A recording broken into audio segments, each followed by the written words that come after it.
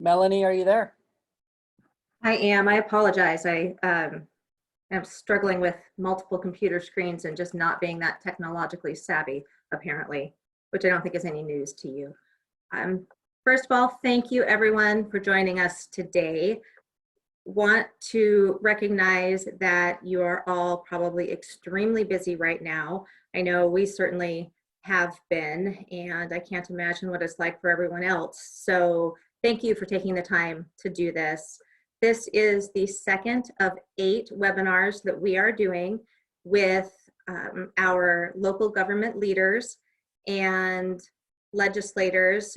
We are doing them by region, geographic region, so sometimes they will overlap in terms of legislative districts, and you may end up needing to join more than one if you, sorry, Senator Taco's calling me, I have to get that in a minute. You may end up wanting to join more than one to hear from multiple different counties, and you are absolutely welcome to do so. And like Mitch said, we are recording these and we are putting it out on our website as well as sending it to you. And I'm not sure yet if we'll do it individually by region or roll it all up into one document at the end, but we will be also taking notes and providing additional information to you out in writing later as a refresher. We are planning to take about 20 minutes to hear from local public health officials, and then we'll take about 25 minutes, 5 minutes for each county. And the counties we have today are Clallam, Jefferson, Grays Harbor, Mason, and Kitsap. So about 5 minutes for each of them to talk about the impact of the pandemic, the responsibilities that they've had to take on, and the impact that that has had on their counties. And then we will move to a second 25-minute time frame, again 5 minutes for each county, for looking ahead and thinking about, as we move out of this phase of the pandemic, what comes next, what's keeping them up at night, what do they need to make a successful rollout happen, and things like that. And then that should hopefully put us at about 10 after 2, leaving roughly 20 minutes or so for questions. And of course, if you want to ask questions during the call, please use the chat box and we will get to those at the end. And then at the end also, we can you can unmute yourself and we can ask questions that way. So having said all of that, I would like to turn the floor over to Jamie Bodden, who is the Managing Director for the Washington State Association of Local Public Health Officials, to introduce our first speaker. And Jamie, thanks for your time as well, because I know how busy you are. So please take it away. Thank you, Melanie. I appreciate the introduction, and I am very proud to introduce Vicki Kirkpatrick, who is the Director for the Jefferson County Health and Human Services.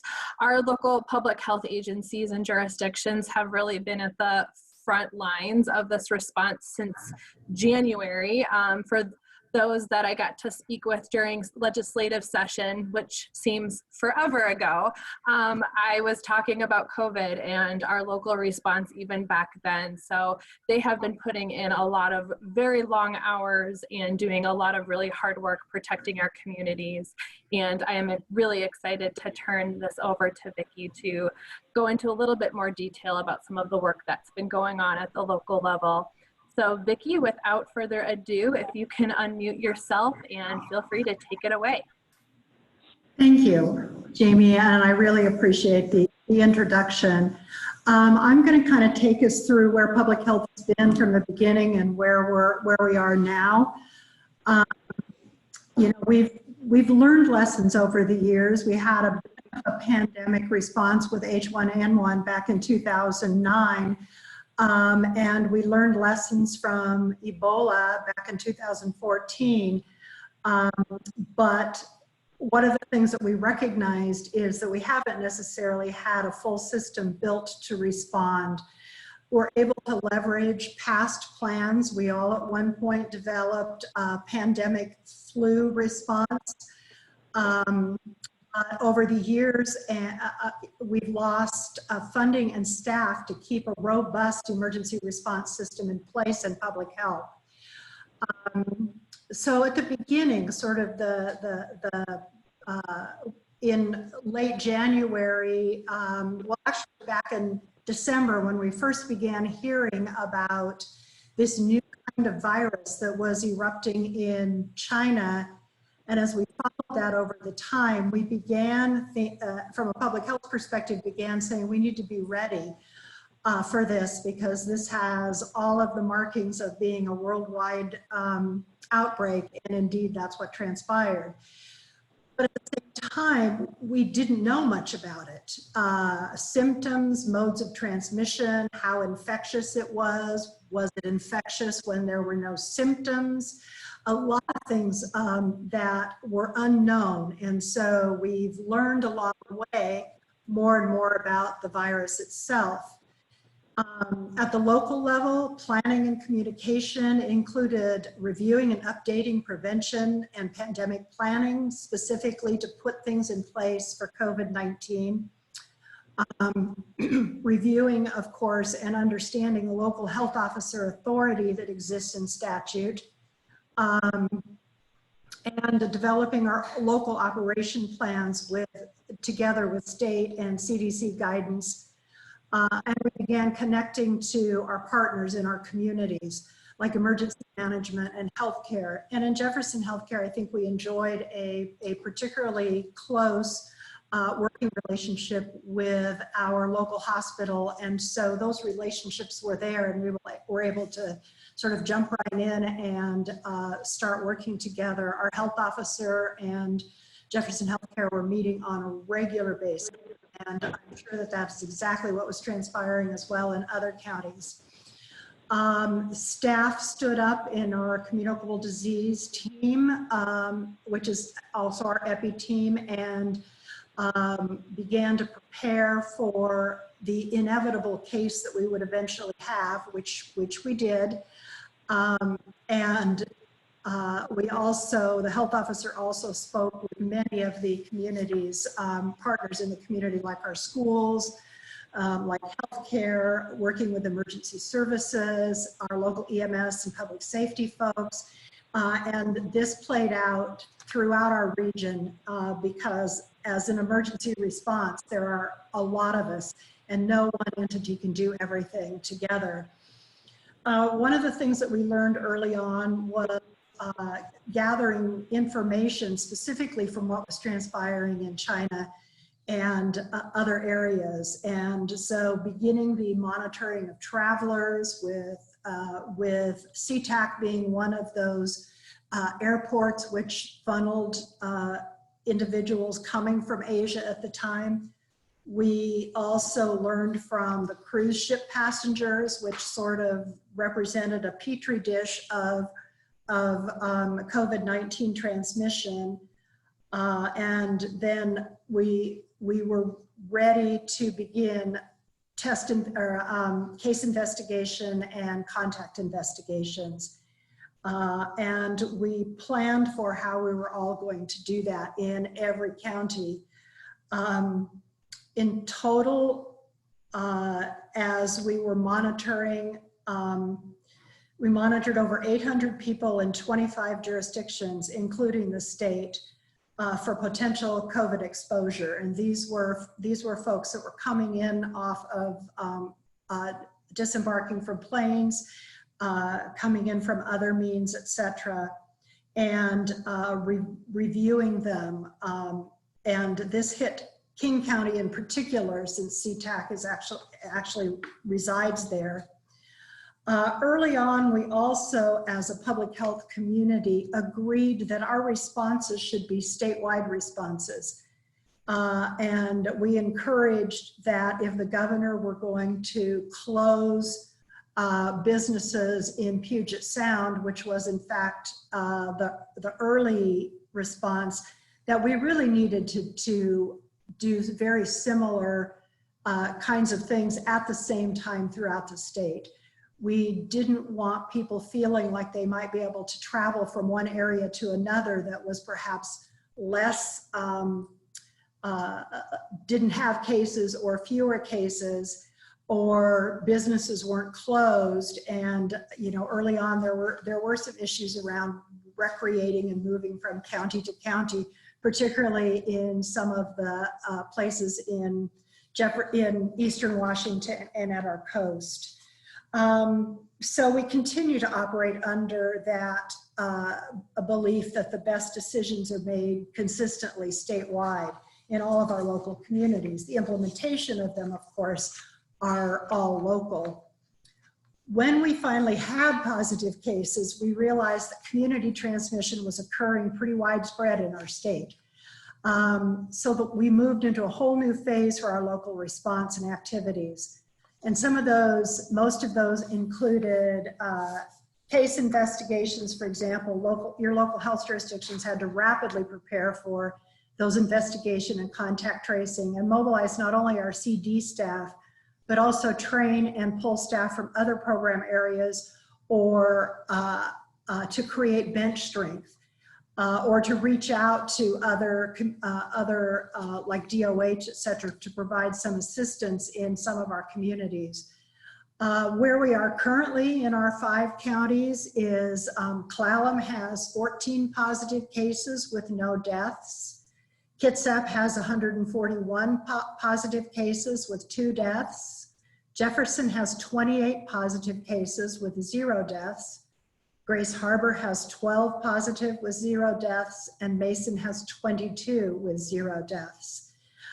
In Jefferson County, just by way of giving a sense of where we're at, we have not had a new case since April 9th. And while testing continues, we have not had a new positive case, although we are not at the place where we're doing enough testing to know whether or not we're over the hump, if you will, or if this is just a temporary lull. As we increase cases or increase testing, we will all learn a whole lot more about the disease in our community, because we will start picking up those cases that are not sick enough to meet the criteria for testing. And our local jurisdictions have all been busily involved in isolation and quarantine. In many cases, isolation is for people who are testing positive, and whether they are experiencing symptoms, mildly ill or significantly ill, but we do isolate those who have tested positive. And then in quarantine for those who have been exposed to a positive case, but are not exhibiting symptoms and are not ill. And we quarantine for 14 days from known exposure. Right now in Jefferson County, we've had isolation and quarantine primarily at home, at individuals' homes, which is what they prefer. We are setting up the fairgrounds as a larger facility, and I know that the other counties in our region have also looked at how to establish potential isolation and quarantine. In Jefferson County, we actually will be moving the homeless that we initially moved into hotel rooms because the shelter was so small. We will be moving the well homeless to our larger facility at the fairgrounds, and we will utilize the hotel room for isolation and quarantine for those who can't go home. And we also know that within our region, through a variety of ways, we're able to potentially move cases as needed if any one county or multiple counties experience more than they are capable of housing. So the work continues on that as we are continuing to prepare and as we learn more. I think if I were to choose two words that represent what we need, it would be the ability to be nimble in our response as we experience things that we haven't experienced before, and flexibility in our resources and funding to enable us to respond and meet the needs of our communities. And, you know, we've been working with our grocery stores, as have many other local health jurisdictions, and we've been working close together with our emergency management, with our city, with our county families, and with our communities within which we interact. Between Jefferson, Kitsap, and Clallam counties, our health officers talk at least once a week, often more. We have weekly check-ins among directors and administrators that Jamie sets up and facilitates for us, which helps us gather intelligence about how the rest of the state is experiencing this event. It's an emergency. A pandemic is an emergency, and so a close working relationship with the Department of Emergency Management is critical. For us, it took a while to sort out the roles and the capacities, which we continue to work on, but every week we learn how to do that better. Unlike natural disasters, which occur with some regularity, we have more familiarity with them, and recovery is better understood. None of us have experienced a pandemic like this in our careers. And although we train for it and we know what the interventions are that we need to employ, it's new to our communities and it's new to every other entity in the community. And in general, it is a community response that needs to be mounted to best meet the needs of our communities. And that includes, as we look forward to a phase where we begin opening up and loosening some of the restrictions on individual movement as well as our businesses. And honestly, that has to happen at some point, because particularly in the rural communities, which many of our counties in this region are rural or have very rural areas, we are not going to be able to, sorry about the, we are not going to be able to, our businesses are at risk, our economy is already fragile, we already experience a higher unemployment rate, and the concern, of course, is that the recovery will be as long or longer in terms of, and potentially permanently impact our local communities. And so we are working very, very closely among the county, the city, and other governmental entities, as well as our nonprofits, to try to take advantage of some of the funding that is coming from the federal government to support small businesses, as well as money that is coming to support us and to support local communities in being able to weather this, because we don't know if we're over the curve. We expect to see a second wave. We don't know exactly what that will look like, but that second wave may come concurrently with flu season this fall and kind of be a double hit.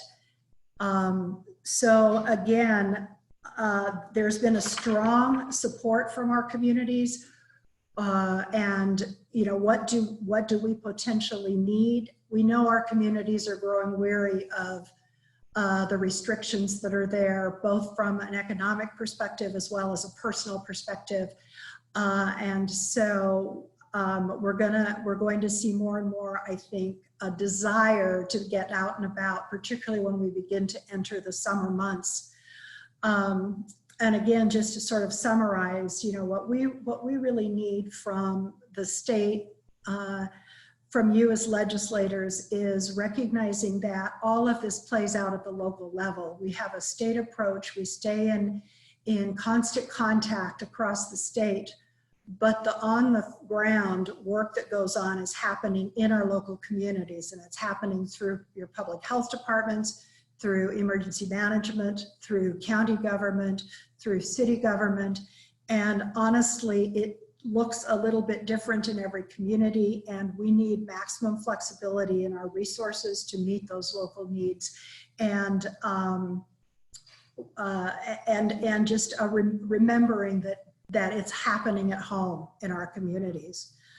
And then again, the ability, whatever support we can get to provide us all with the ability to be nimble and flexible as we respond to this and rapidly respond to conditions that we can estimate, we can speculate, but we don't know exactly what's going to unfold in the next 12 to 18 to 24 months. And we are working very, very hard to be prepared to respond in whatever way that comes down.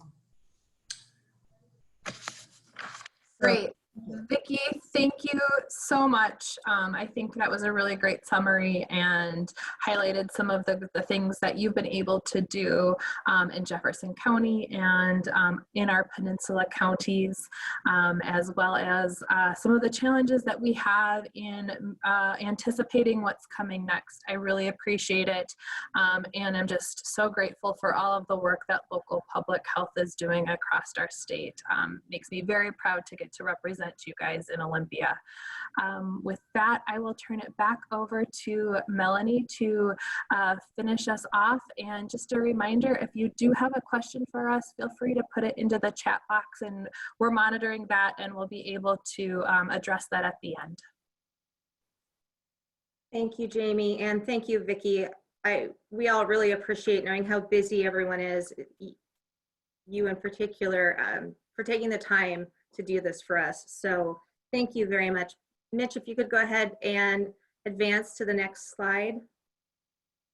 So what we wanted to do was spend some time, like I said, talking about how responding to the pandemic has affected county functions. And these are just some examples on the screen. They obviously are going to vary both in what types of impact there's been and also in the level of impact county by county based on all kinds of different reasons. And so we wanted each county to spend a few minutes talking about this, and then we will move forward talking about what to expect going forward, which will be the second half. So if we can stick to this first. And I also wanted to mention there are some slides here that we're not really covering, examples of things we've heard from various counties and the names of the county officials for each county that will be helpful for you when we send this information back out to you as a reference for the future. So don't be concerned if we're skipping slides or anything. You'll get all of them, and they're really just there for your information purposes later. So why don't we go ahead and start with Clallam County, and we'll just move on. So go ahead and Clallam County folks, unmute yourselves, and we'll turn the floor over to you. Yeah, good afternoon. This is Rich Sill and from Clallam County. And I've asked to be on this call today two individuals, our CFO, Mark Lane, as well as our Undersheriff, Ron Cameron. And I'd like to be able to have Ron address a little bit on the pandemic effects section. That's the first question. Okay, just unmuted myself. Can you hear me? Hello? Yes, sir, I can we hear you. can. Thank Okay, you. there we go. Yep. I also have Dr. Unthank here, Rich. She joined me here just a few minutes ago. So if we have any questions for her as well. And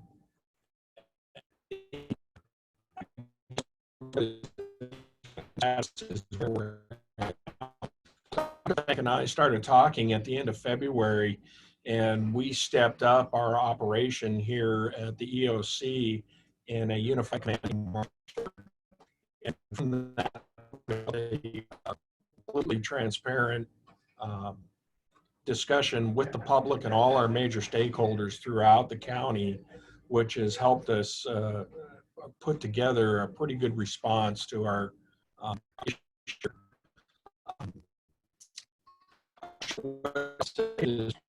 I'm going to step in for just a moment, just Yeah. because I want to ask a question. On my Please. end, you're coming through very choppily, and I'm not understanding you very well. And so I'm wondering if that's on my end or if other people are having that problem. I'm having it too. Same here. Okay, we just shut the door and I moved the mic a little bit. Is that any better? So far, yes, thank you. Okay, and I'm gonna have Doc speak too to make sure you can hear her as well. Hey guys, can you hear me all right? Yeah, that's great. Thank you very much. Okay, good. So I'm not sure what you picked up on that, what you did not, except for the fact that, to summarize what I was trying to say is our unified command has worked very well along with the transparency with our stakeholders and the public. We've reached out to any function that you might consider, including schools, the hospitals, long-term care facilities. We started with daily meetings, twice daily meetings, if I'm not mistaken, and now we've kind of drawn back to about 3 times a week, but we keep everybody in the loop on that, and it's been very helpful. Our challenges have been obviously acquiring PPE for our area folks that need it the most, but for the most part, community has really been the subject of success around here. So. Yeah, we started out with really limited resources in this response, and so we've been really rallying community efforts to get things done out here, and that's been working really quite well. We still have significant shortages in things like PPE, and so I know I personally worry as we start to talk about bringing back elective surgeries and kind of getting back to normal. We don't yet have the PPE to support that. As far as essential needs, we haven't seen significant, rises in homelessness or things like that, though we've been trying to prepare for it. We certainly did open our shelter to make sure that was an option, but we haven't seen that kind of an effect yet. We have had some, cutbacks in transportation, mainly around concerns about acquiring the virus. And certainly we've had reports from our broadband providers that things have been slow.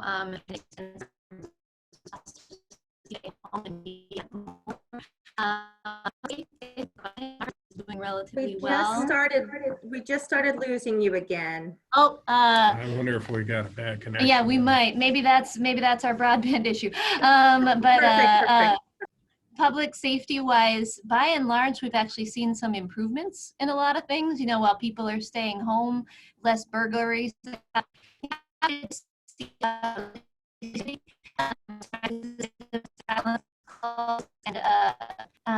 And like daytime DUIs, which has caused a lot of stress. And certainly I've started to hear a lot from the business community who want to get back to work.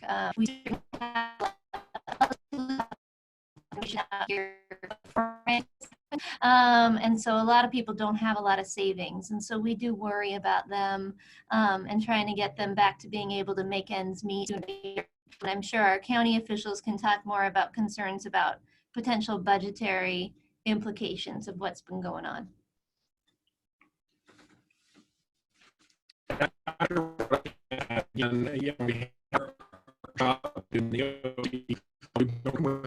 Particularly Port Angeles Food Bank, which seems to be the hub for the distributor of all the other food banks. And so far, they're doing pretty good. In fact, our main a space for influx of food that they may be getting, particularly cold storage and things like that. So that's what we've been helping them with. Nothing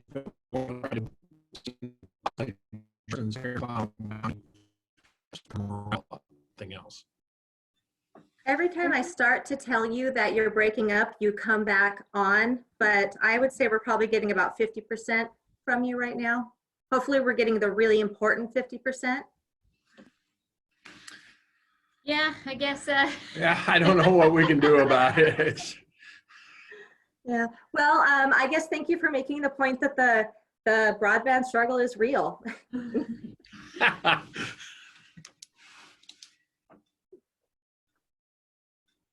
And I don't mean to interrupt you. Were you guys finished or did you have more? I think we should probably finish with that. It's seeing that you're only getting half of it anyway. So I don't know, Rich, are you still on? Maybe you can, if you got a better connection, maybe you can fill that in.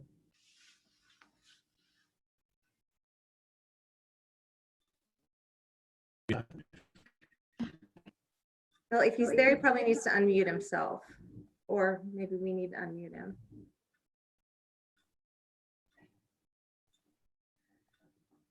I'll tell you what, why don't we do this for now? If you do have anything you'd really like to share with us, because I don't want to miss important information, type it into the chat box and we will make sure that it's included in whatever notes go out, and also the chat box is public so people will be able to see it. Okay. Super, thank you. So now let's move to Jefferson County, and hopefully we won't have the same concerns.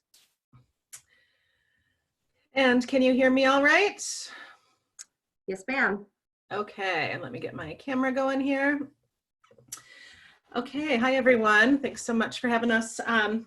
I will just say that I have with us on the call here today, Commissioner Greg Brenton, Treasurer Stacy Prada, Mr. Jeff Chapman, Patty Chernis, our Community Development Director, who has recently been moved over to be our Pandemic Response and Recovery Chief, and Veronica Shaw, our Public Health Deputy Director, as well as Vicki Kirkpatrick, we already heard from.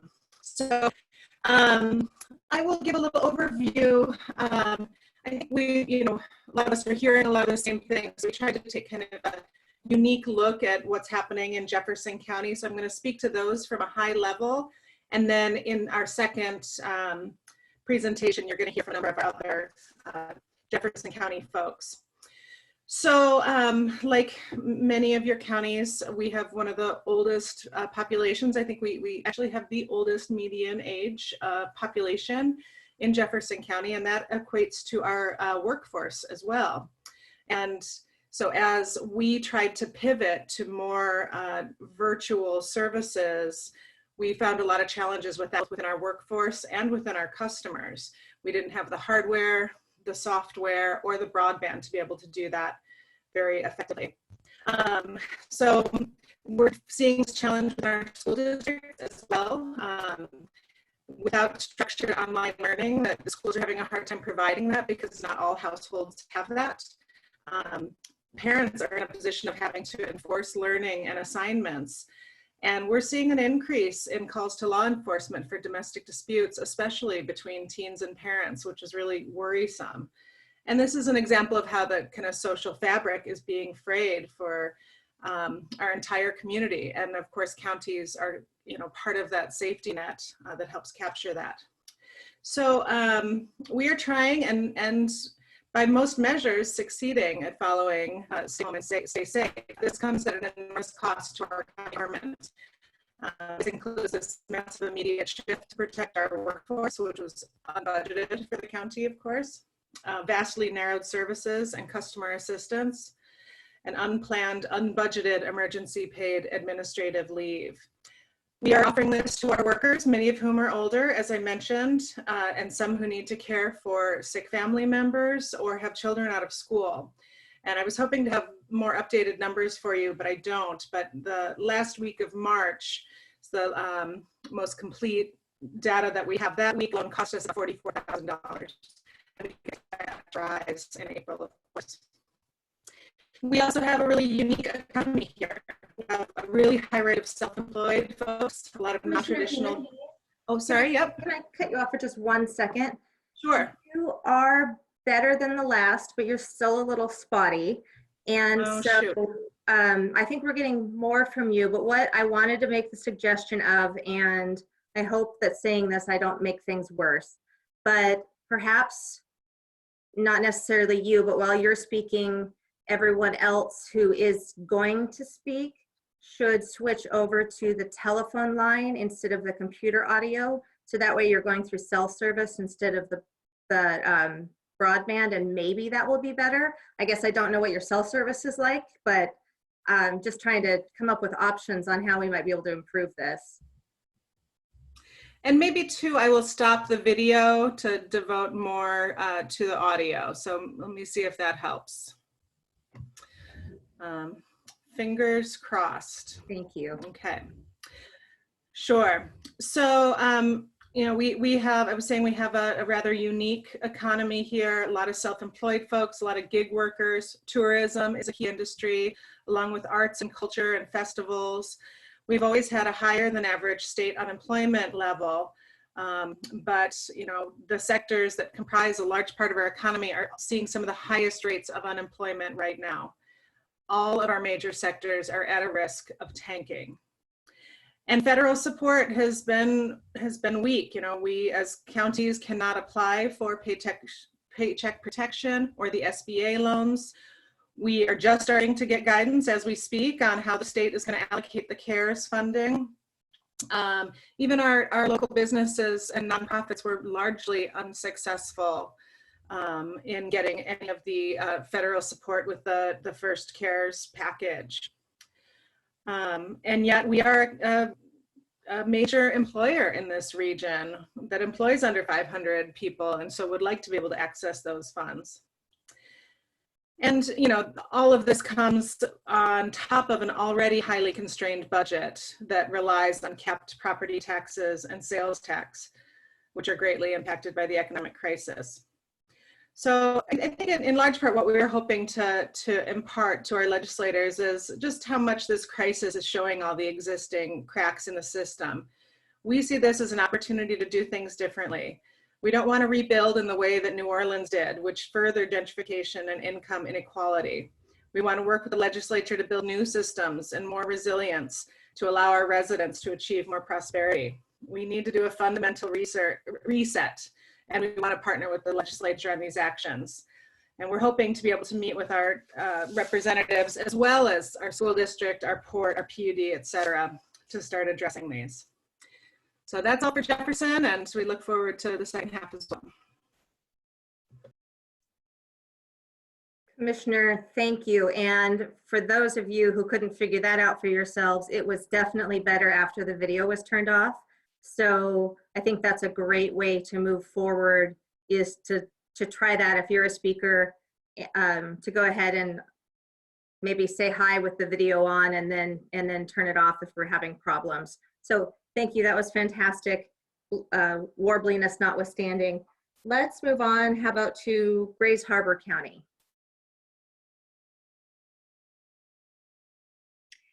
Okay, I'm going to defer to Commissioner Rains. This is Commissioner Ross. I'm going to defer to Commissioner Rains first, because she's our chair and sits on the policy committee. Good afternoon. Can everyone hear me? I'm going to turn my camera off, which will be a bonus for many of you. So hold on just a second. We can hear you. Yes, thank you. Okay, I appreciate the opportunity to join the call, and I'm just going to go over a few things that I have notes on, and then Commissioner Ross, if you have anything that you want to chime in with as well, I would appreciate that. That would be great. Currently, a lot of what you've heard from others is very similar to what we're dealing with in Grays Harbor County. We have our EOC and our incident management team and Department of Health meet with the policy group each morning at 9 o'clock. We go through what the prior day's activities were and what the current day holds ahead.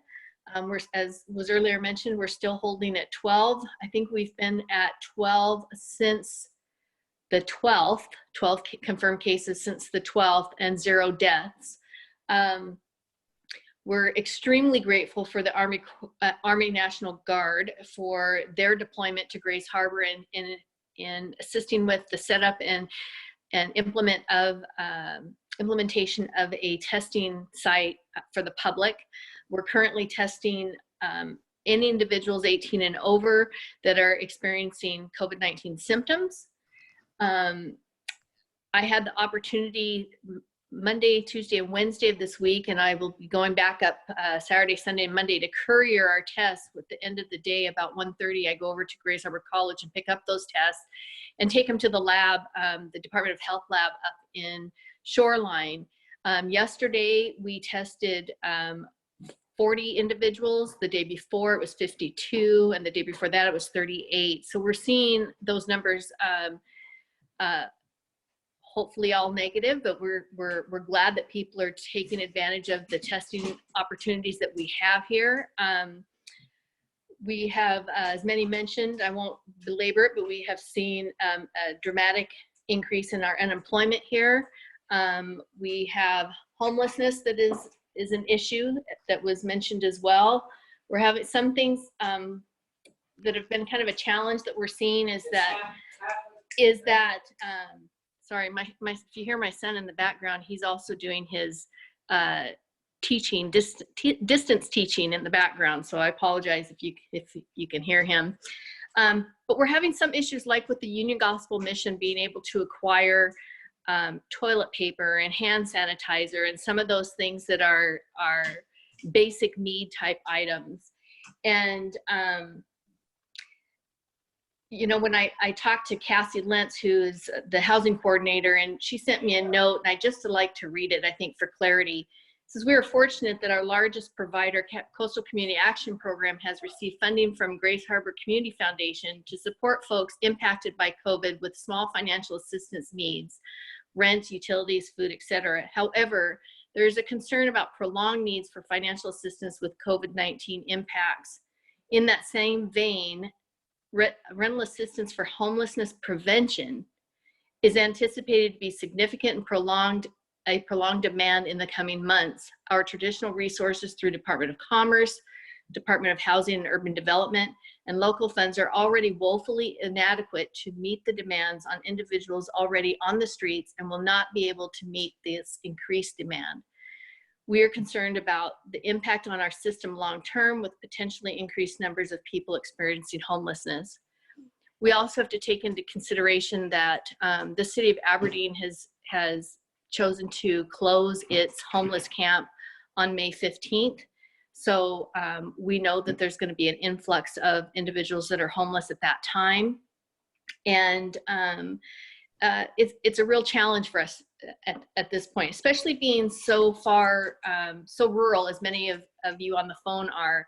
We're away from the I-5 corridor and some of the services, so it's a real challenge. And we're seeing that our supplies and that type of thing are more depleted than what we would normally see. As far as us, as a county, I think in the next question down, we'll talk about budgets and reduction in services, and so I'll skip to that.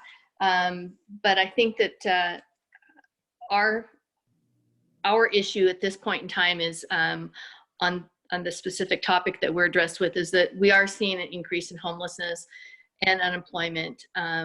We're not sure how we're going to be able to continue the services that we've been able to provide in the future. And I'll discuss that a little bit more in the budget portion of our conversation. So that's all I have at this time, Melanie. Randy, did you have anything to add? A little bit on the fact that we're seeing some stress points in our local community hospital in Aberdeen, and also the schools districts is starting to see some stress as far as budget related matters. So if I could address that with the state legislators that are on the call, there's going to be a need to sustain these through some sort of state or federal apportionments coming in the future. I don't know what Grace Harbor Community Hospital is going to do without getting elective surgeries open up soon. They already have announced an 18% cut in staffing so they can get through this, and they continue to have stress points there. There was a question on the chat box about the Commerce receiving COVID emergency shelter funds. And the answer to that is yes, the county did receive a grant for that, and Commissioner Rains will probably help out on this too, but our homeless housing coordinating did go out and secure places in the community to deal with isolation and quarantine if needed. That doesn't eliminate the need for the city of Aberdeen to close down their Tassel temporary shelter camp because they don't have the money to continue it. We continue to have housing needs down here where we only have housing for 1 in 4, and there's already a 39-month waiting list. This will just increase that problem. Thank you, Commissioner.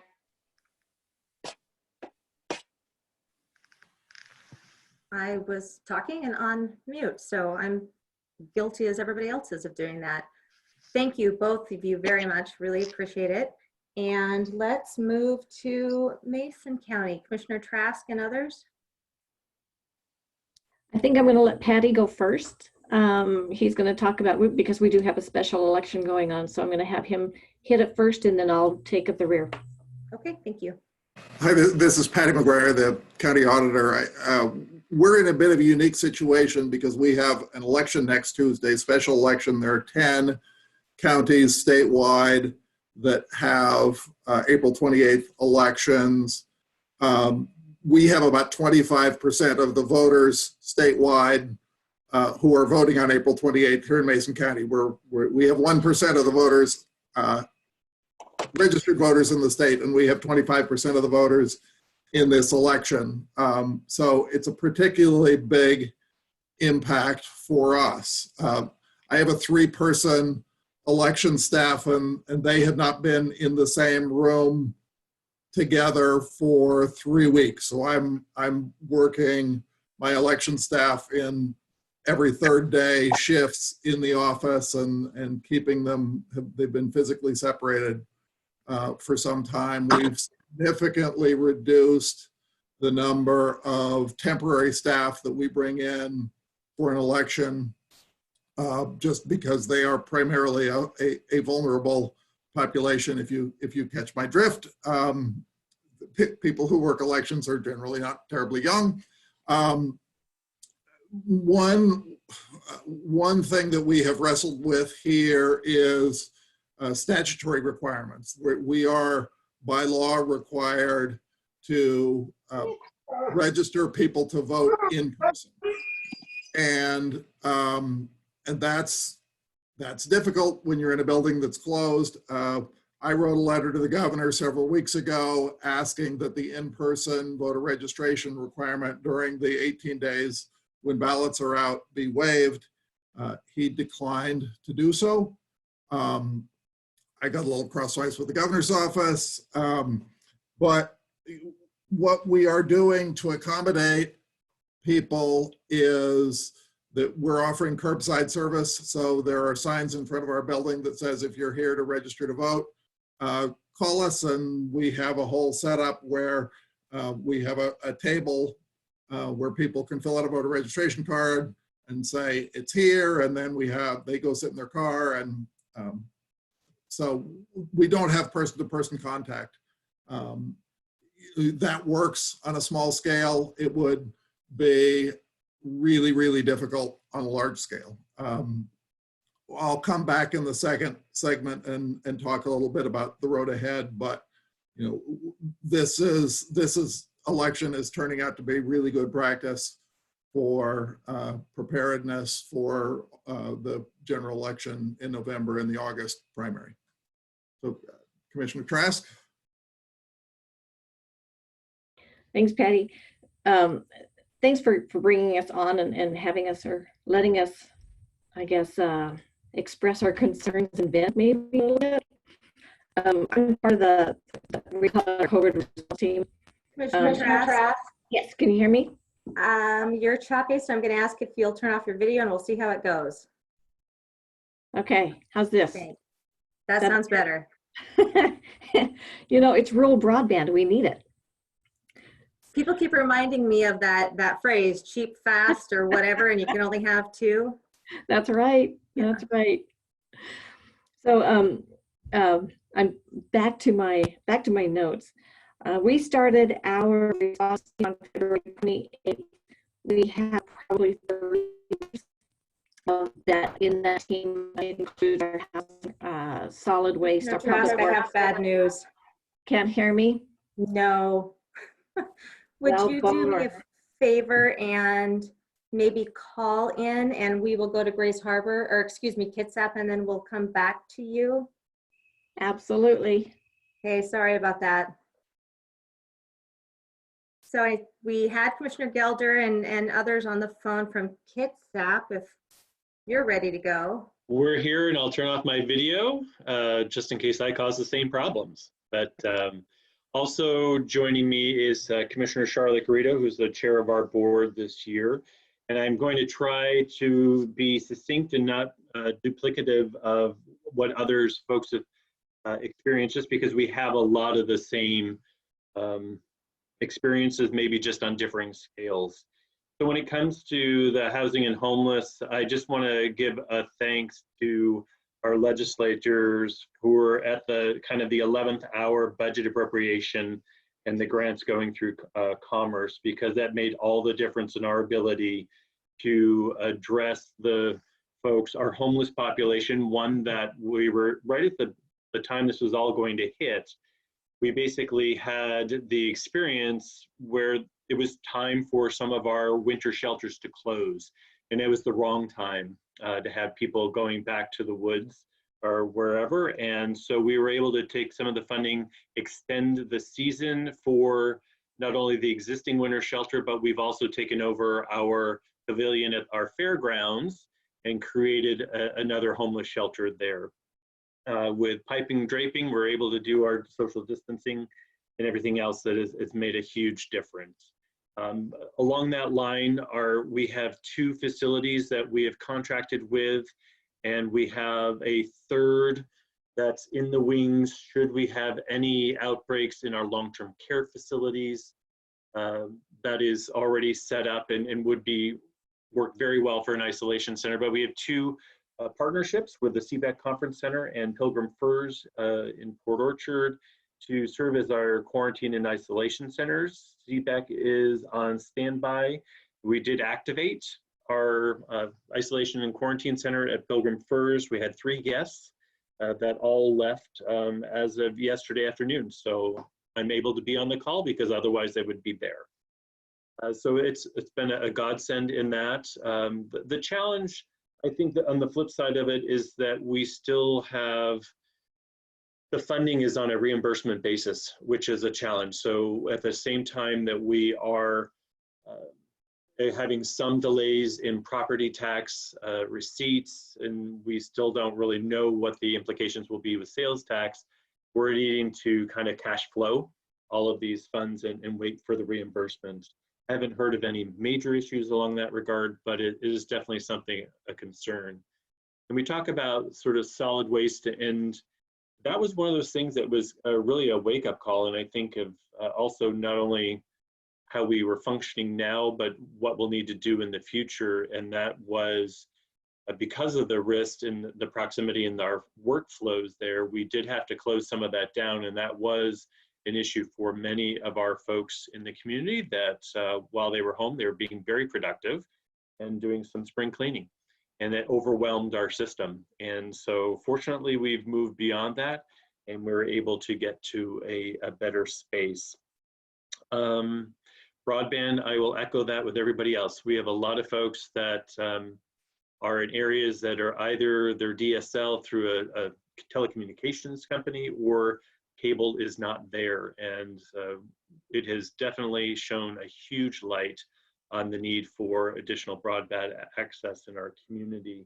Our Kitsap Public Utility District is looking to set up what they're calling, instead of Wi-Fi, Dri-Fi, locations around the community where they can bring fiber and equipment such that if folks have that issue at home, they can potentially go to a centralized location and have access for online learning or et cetera. Public safety, I think I'll just leave that as others have. We are seeing certain trends. Some things are down, others are up, but we're definitely addressing that. Let's see, what else? Budget and finances, I think I've already talked about that in terms of delayed property taxes. And you know, the upside, I just give a shout out to the Kitsap community. Tuesday, we had our Kitsap Great Give, and it was record breaking. So we had over $2 million donated to local charities. Many of them are being our local food banks, who were in the top 10 of the recipients of those funds, who are really on the front line of doing this response. And a shout out as well to our Unified Command, who that partnership as much as we've often thought about as sort of natural disasters have been in our mindset, this has been a tremendous learning experience and very heartwarming to know how our local jurisdictions have come together along with in that whole issue. And I think right now, or as we are looking to the future, we'll be learning a lot and figuring out how we can sensibly move forward, reopen, and we're starting to get a lot of people that are antsy, but we will make the best of it. So thanks. Charlotte, did you have anything you want to add? Yeah, I just want to, thanks you. This was really pretty thorough, Rob. But I'd like to kick in that we do have our roads and streets are really, really quiet. I mean, I haven't seen much traffic past my house all day long today. And I was at the office yesterday and it was pretty dead in downtown Port Orchard. But there are some activities. We're seeing a bit of activity at our grocery stores, and we're seeing large groups originally starting to gather in some of our parks, which needed some attention to help reduce that as a gathering place. And so the Parks Department is paying a little bit more attention to that and putting up barriers so that people realize that they really shouldn't be gathering in our parks.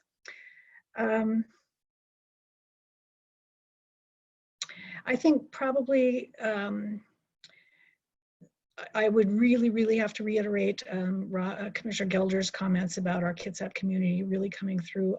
The Great Give was really stunningly successful, and I believe that people were speaking with their money about being supportive of their community at this time of need. I'm also really appreciative to the Pilgrim Firs and Calvinwood parks and communities for coming together around housing for those who needs quarantine and isolation areas. I think that's about it. Thank you for giving me the opportunity.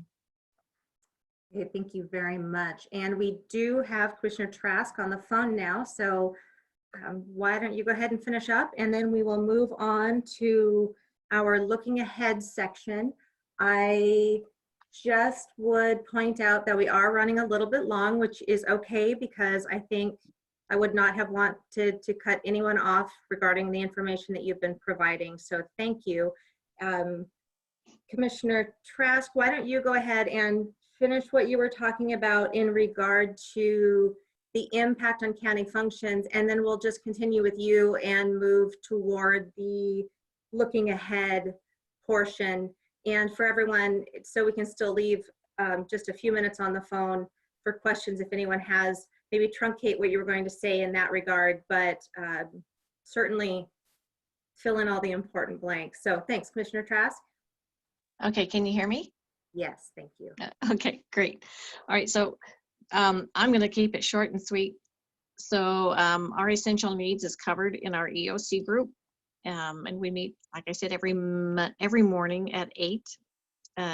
Most of them join in via Zoom. Public safety, they've said that our the crime is going up. Even during the day, we've had people break into buildings and break windows, and people I think they're definitely getting restless. And just like every other county, we are going to be hit hard. Our budgets are going to be hit hard, whether it's our counties or our city. I know Shelton is having some major issues as well. So I'll keep that one short. And then on steps moving forward, we're working with the EDC, the chambers, a lot of our business leaders on steps to make sure that everybody is ready to begin business on day one, or whatever we need to do. So whether we need to move, whether the restaurants need to move tables, we're making sure that everybody has masks and gloves, and helping them with the guidelines set down by the CDC. We've also created a special team. It's our recovery team. This team is going to target issues like domestic violence, or the economics, mental health, and employment. So often, many of those things are overlooked. But we've got some a doctor actually that is helping us with that one. Our planning department, they are gearing up because we know that there's going to be an influx of permit requests. And we've also installed plexiglass in a lot of our departments to help protect our staff and the public. And so again, we're looking at the budget and how hard we're going to get hit there. And I think Patty had a couple of issues as well. So I'll turn it over to Patty. Yeah, so I'm back. So I think the good news in elections land is that we aren't going to need money, new money. There was $400 million in the Federal CARES Act for elections.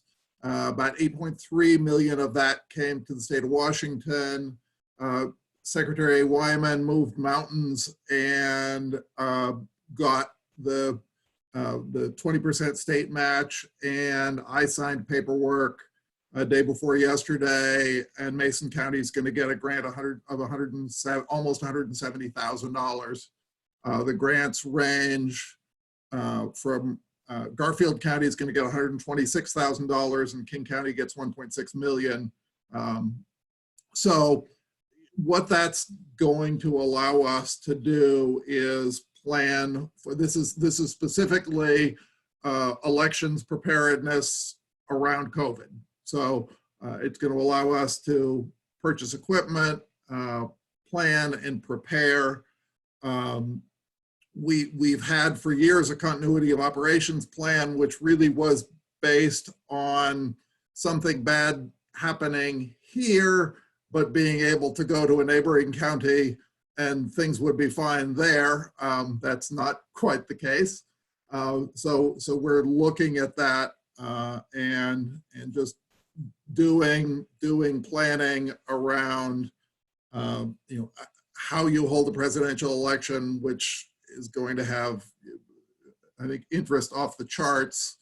And if we are in a situation like we are today in a building that's closed, and how we comply with the law and how we serve people. So, we're talking about everything from buying a used taco van to tenting our parking lot. But the good news is we have the resources, thanks to Secretary Wyman, to be able to prepare and react. So we're not going to come back to the legislature with our tin cup out. So that's the good news for us.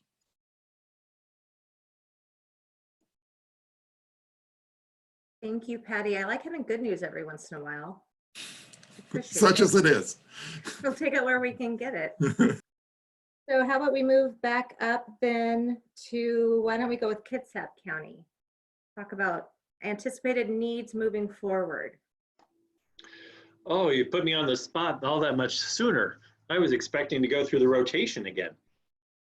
I was trying to switch it up, keep you on your toes, but I can come back to you if you'd like. Oh, no, that's quite all right. That's quite all right. I've been increasing my coffee intake these days, so that's not a problem. So I think, just like Commissioner Trask mentioned, we are also looking at how do we adapt our workspaces for being able to open safely.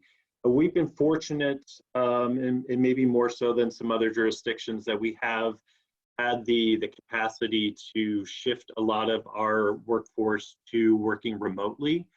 Probably one of our challenges is that some of them are getting used to it and may want to continue doing that, but that's not necessarily really the nature of our business in terms of being able to work directly with our customers. So we also are looking at plexiglass, distancing. How do we look at our offices to make sure that we ensure the appropriate non-pharmaceutical interventions to be able to provide the services quite safely. I think one of right now, probably our biggest challenge will be what funding, as we look pretty much everything that's going forward to be able to effectively, move the dial and sort of reopen. is inherently dependent upon the level of testing, contact tracing, as well as a continued availability of isolation and quarantine centers. And as we kind of move forward to that new normal, and right now we don't have local funding to be able to support those types of activities that'll be key to doing it. We also don't know right now, because of the lag of reporting of sales tax, just what the pandemic has done to our financial resources. We have, our treasurer has agreed to sort of a deferral delay of property taxes through the end of May. But we're already seeing a certain amount of delinquencies, not only that, but utility payments.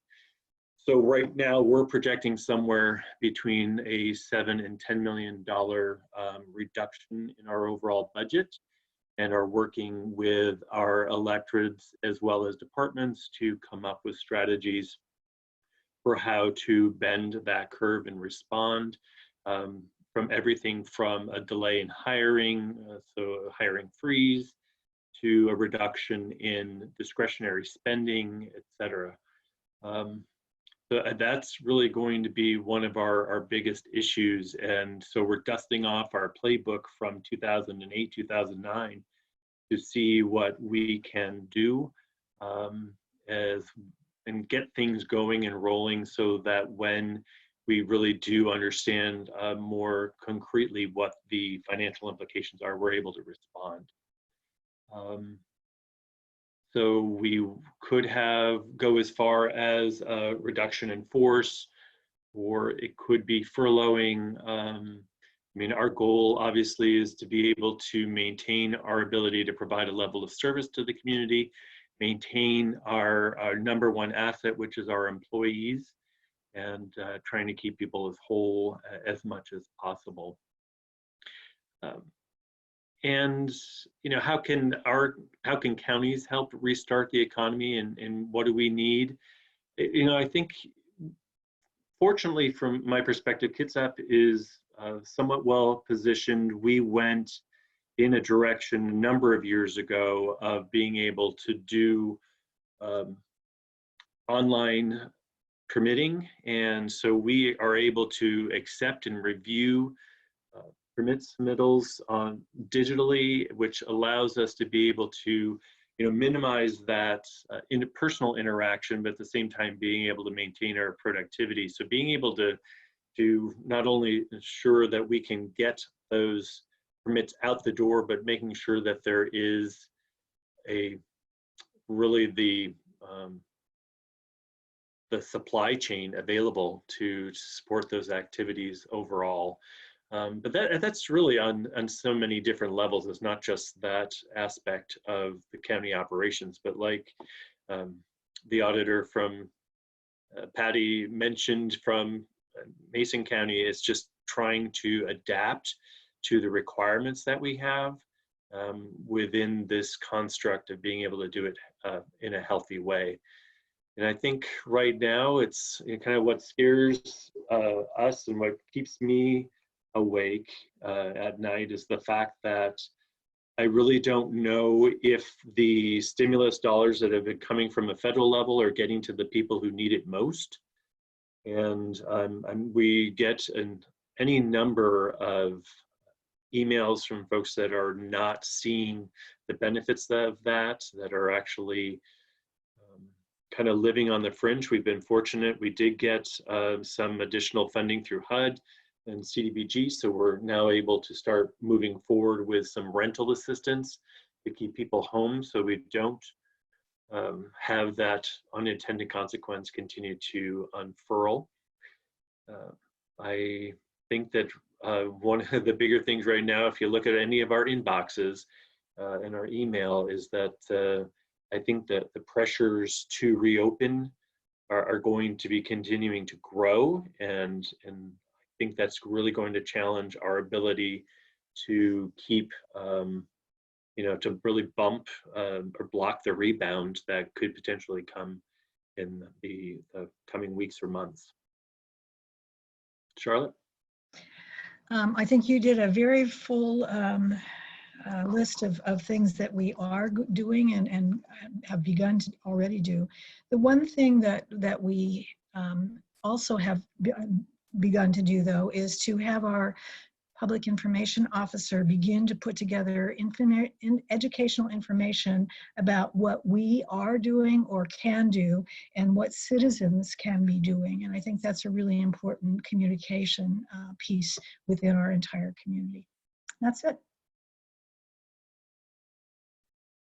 Thank you, both of you. That was really very helpful and informative. Just to do a time check, it is 12 minutes after 2. We're on the line until 2:30, and we have 3 counties left to go. So what I would propose is this. We'll let those 3 counties use up all but the last couple of minutes of the time because I don't want to shortchange them, but I also want to make sure we are covering any questions that anyone has. So if you do have questions, just in case we don't get to them, please type them into the chat box and we will definitely get them answered offline if we are not able to get them answered today while we are on the webinar. So let's move back up the line. How about to Grays Harbor County? Can you hear me, Melanie? Yes, ma'am. Thank you. Okay, great. A couple things on my list. I wanted to kind of go back to the question that was sent in the chat box regarding the COVID funding from Department of Commerce. And our health officer in particular has prioritized the Commerce COVID funding for isolation quarantine facilities at this time, with just a small portion of the funds set aside for increased sanitation measures for homeless service providers, including a hand washing station and such at the Aberdeen homeless camp there. We are also looking at the building and maintaining capacity to provide isolation and quarantine, including facility leasing and minimum supplies for 2 facilities. Both of those are in Hoquiam. One is the O'Connell Lodge and the other is the county-owned building that formerly housed the crisis clinic. So that's the answer of how we're utilizing those dollars. The city had requested that we just give them the dollars to use for their camp during this crisis, and we wanted to make sure that we were following the guidelines and it was more COVID related impacts due to homelessness and housing. So that's the focus that we have had. I think that a lot of the issues that we're dealing with, other counties are also dealing with. Our treasurer also postponed property tax collection until June 1st. So far, the commissioners have allocated $800,000 for COVID response. We're kind of not really sure at this point where that will come from, but we're working on that. My biggest concern is our sales tax revenue, and as well as any delinquent property taxes that come in and the bond issues that have to be paid by us and also junior taxing districts. It's really challenging and pretty unsettling for Grays Harbor, at least from my perspective. When we had the recession back in 2008, 2009, it took us longer to recover, especially in the sales tax revenue area. Literally 8 years to recover and bounce back from that. So that's a big unknown for us. Commissioner Ross mentioned the housing market, and one thing that would really help that would be the opening of residential construction.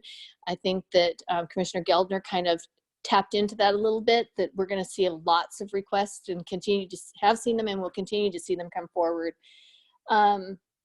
Another issue that has me really concerned that's sales tax related is our 0.1% for treatment sales tax. And there are a lot of counties that receive a lot of funding for that. We receive about $800,000 to $900,000 a year. And to see that go down is really going to be a hard hit for Grays Harbor County in and of itself. We have approved, the commissioners approved on Tuesday, a return to work for our staff on Monday the 27th. Our facilities will continue to be closed They will not be open to the public, but we are allowing government to move forward and business to be done. And in doing so, we will continue to have some individuals working remotely, and then those that will be in the office will be screened when they come in with health questions, temperatures, and there will also be social distancing and sanitation guidelines put in place. Most of the departments have responded to our request for return to work plans. And so we have those to review, and everybody's actually been pretty good about working together in that respect as a team. We've had reassignment of environmental health over to our health department, which are two separate departments here in our county. We've also reassigned people from public works and roads to help out with the testing site and a variety of things. So I am very pleased with the way the staff has responded in that regard.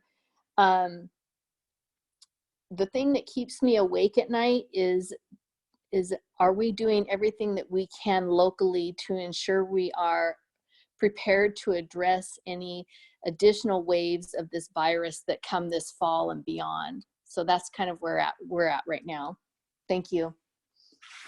This is Commissioner Ross. I would totally agree with what Commissioner Rain says as far as the future impacts of wave 2 and wave 3 of this that may happen, and are we prepared for it, and are we financially prepared for it? I'll leave it at that. Thanks, Melanie. Thank you. How about Jefferson County? Commissioner Dean, are you on there? Sorry, took a sec there. I'm going to hand it off to my team. Stacy, you want to kick us off?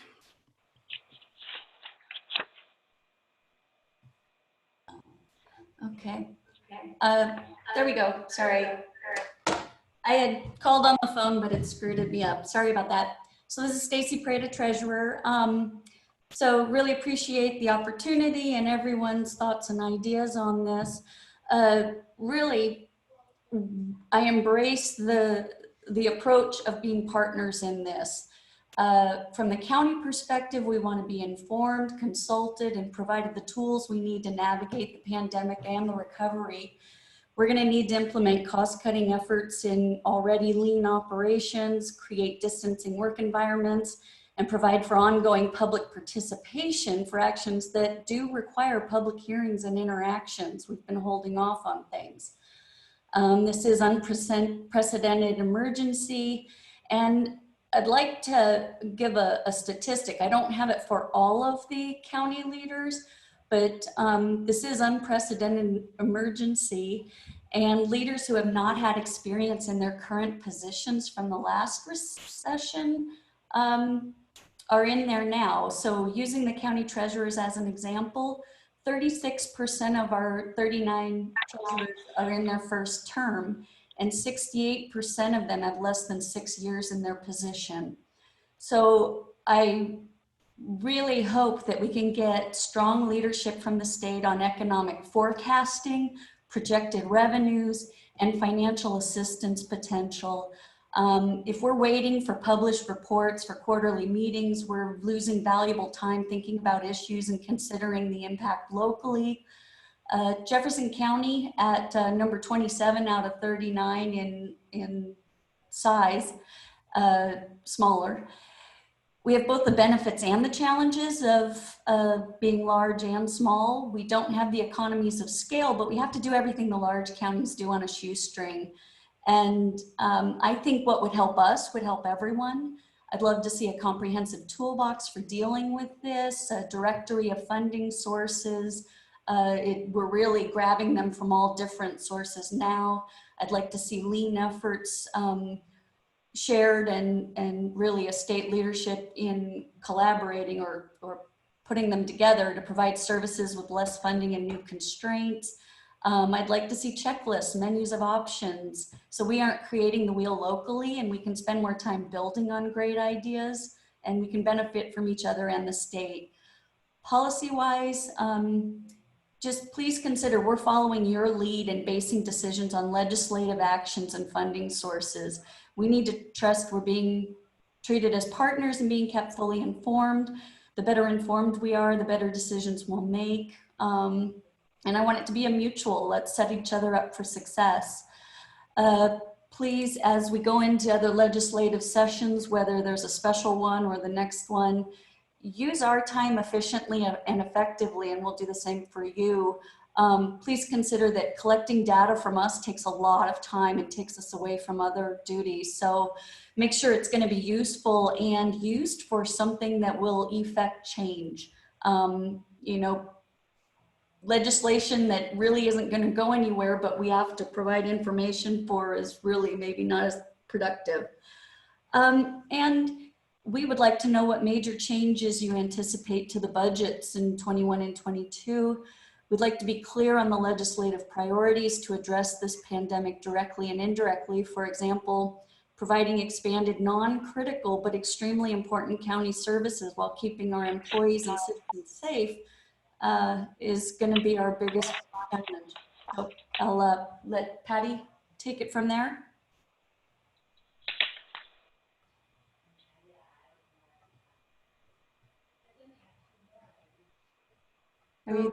Okay, do we have someone who has muted themselves and maybe needs to unmute? And again, I would say we don't have any questions in the chat box, but we're running about 8 minutes and we still have one county to go. So just keep that in mind. Thanks. Are you with us, Patty Thomas? There you are. Can you unmute, Patty?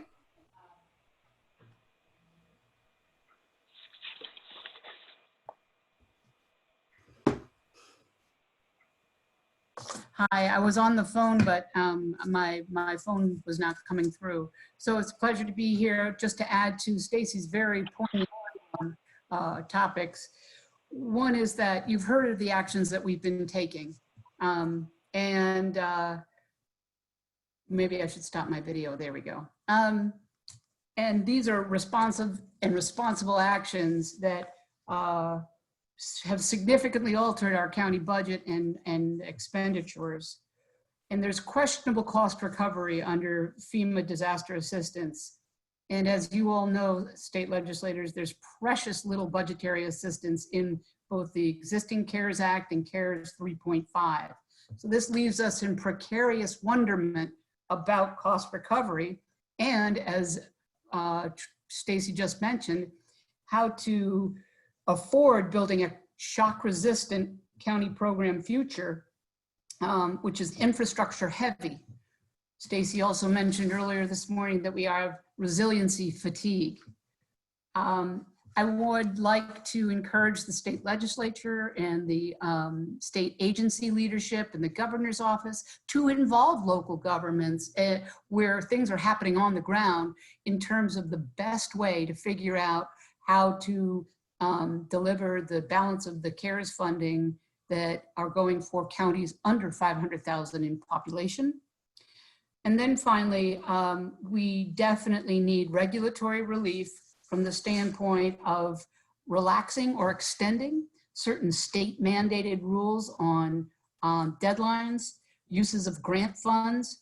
These projects are important. They're very publicly facing, and they are currently at a standstill and have been for over a month. So we hope that the state legislature seriously considers that either in a special session or next session. Thank you very much. Thanks, Patty. Commissioner Dean, did you want to add anything? I don't think so. I think we better move on. I'm worried about taking up too much time here. We had a couple more comments, but I think we could move on and maybe squeeze it in at the end if we have time. Okay, and feel free to type them into the chat box and we'll get them that way too. And then that leaves us with Clallam County. Thanks for your patience. This is Mark Lane. Can you hear me? We can, thanks. Okay, great. So most of my comments are going to be focused on the budget, and certainly I'll leave some time for Rich to speak to any of these other questions. But obviously, like a lot of you, we're still trying to get our arms around the magnitude of the revenue impact of the pandemic is going to have on our county. So far, we're very early in our stages of evaluating what the economic impact is going to potentially be to us. Obviously, we're forecasting, like I'm sure most of you are, significant shortfalls in certain economic activity-driven tax revenues, namely our sales and use-based taxes. Several of them fall within that category. Our park usage fees, we're a very tourism-heavy dependent county here, and those have surprisingly have a significant impact on our revenues. Interest income, building permits. Just to kind of give the legislators an idea, just these 4 revenue streams represent almost 32% of our general fund budget. And based on our very preliminary forecast of these revenue streams, we believe on the very low end of what our exposure is, and I'm speaking just to 2020 right now, we're potentially, I think, facing a revenue shortfall of at least $1.3 to $1.8 million. I would certainly, echo what Stacy in Jefferson County and echo her sentiments that were expressed. One of the things we're trying to do is avoid making knee-jerk reactions based on incomplete data. And so right now we're feeling like we're operating a bit in a data vacuum.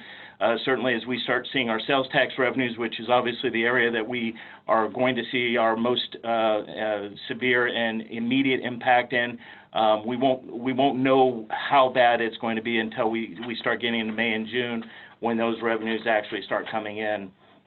The other thing that we're going to definitely need some visibility on is, what is the duration of this stay-home proclamation, and obviously what is the lasting recessionary impact that this is going to have on our county. We are very, very much like some of you others, a very fragile economy up here. We've already seen a number of businesses that have already come forward and said, look, if this shutdown continues much longer, the likelihood of them reopening their doors is slim to none. And so what is going to be the lasting impact to us there?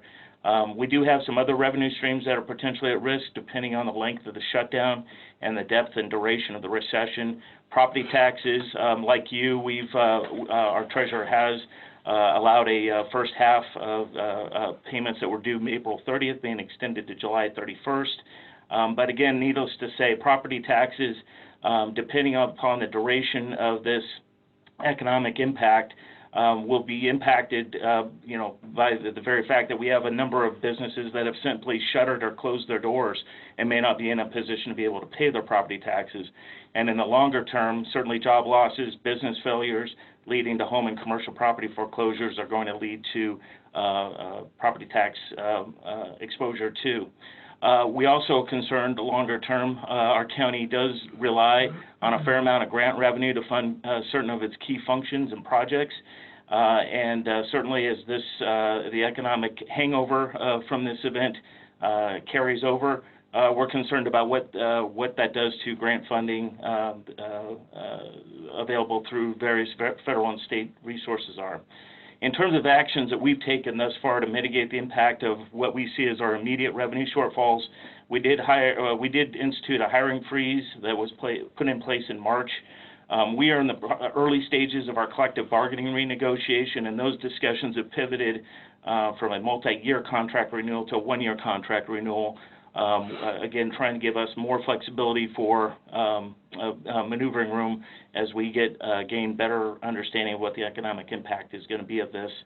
And certainly additional cost reduction actions may be taken, including obviously furloughs and layoffs.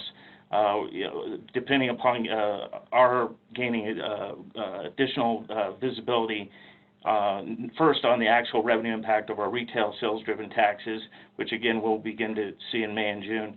one of the big things that we're very much want to get an understanding of, and certainly to the extent legislators you can press to get more information to us counties about, is how the CARES Act monies that are being funneled down to the state and then distributed to those counties and cities with a population less than 500,000, to the extent we could get that information sooner rather than later. That will put us in a position as a county to be able to make more informed decisions as we start looking at what potential layoffs, furloughs, other cost reductions that we're potentially going to need to take on. Outside of our general fund, I'll just briefly touch on, we certainly have other funding, other funds which potentially have a domino impact on the general fund to the extent funding diminishes greatly. Certainly certain funds that we see as being at risk are our REIT 1 and REIT 2 funds, our lodging tax funds, our rural county public facility sales tax, the 0.09% fund. All of these are very important in funding key projects for the county, and including paying for financing for certain of our public facilities. And finally, I would mention the roads fund. I know this is one area that hasn't come up necessarily, but obviously our roads fund is highly dependent upon gas tax revenue. And we're really kind of operating right now in a data vacuum in terms of what the impact is going to be, but that could be as much as $1 million hit to our roads fund this year, which would be pretty catastrophic in terms of being able to fully fund our maintenance projects that we have planned in the near term. So with that, Rich, do you have anything else you want to add? Yeah, just a couple quick notes. Obviously, like the other counties, we're going to move to a more focused effort on both safety and service for both our public and our employees. I did want to make note, our building permits are down about 50 to 60%, but I received information that may impact all of the other counties, and that is, as of November 1st, there's going to be a move from the 2015 International Building Code to the 2018 code. And according to our building official, this is going to create a significant increase in building permits, people trying to get in before the restrictions on the updated code take place. So depending on how long COVID lasts and the type of shutdown it is, it may create a squeeze towards that November 1st date. So maybe everybody should be checking into that, but and it should impact everybody based on the length of this COVID thing. So what keeps us up at night, personally, it's technology, because we're having to rework that entire concept. A little bit of demonstration of that today on the phone.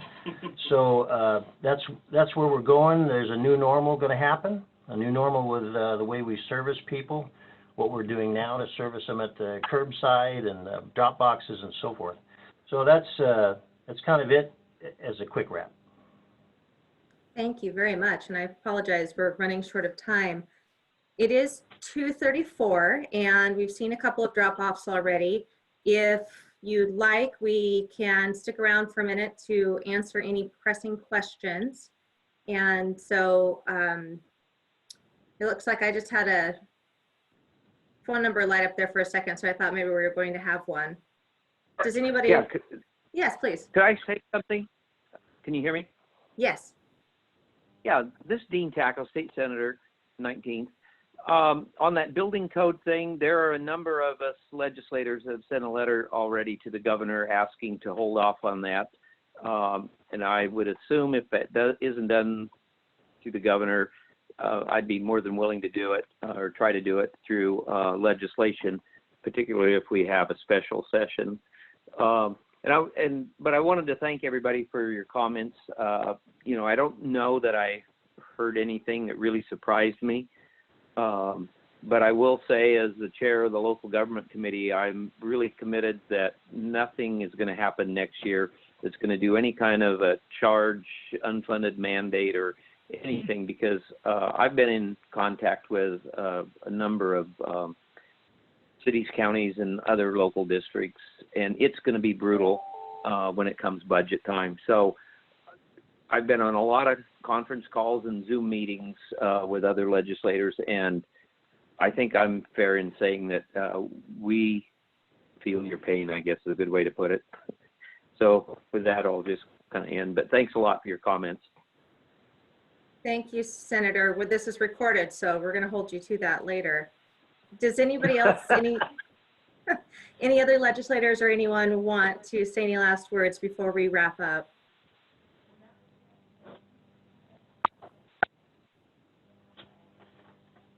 Okay, well, I do want to let you know that, like I said at the beginning, we will be sending out a thank you email. And in that email, we will have notes to summarize today's call. We'll have a link to the recording. We'll have a link to our COVID-19 webpage and link to, if you decide you want to participate in any more of these calls and are not already signed up, then it will have that link available as well.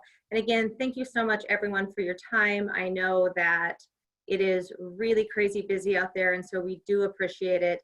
If you have any questions about anything we haven't covered, we at WASAC have been holding phone calls and webinars with pretty much every office in local government on a weekly or bi-weekly basis. And so we do have a lot of information. So don't hesitate to reach out. And again, really appreciate everyone's support and everyone's hard work. So thanks very much. Have a good day. Stay safe.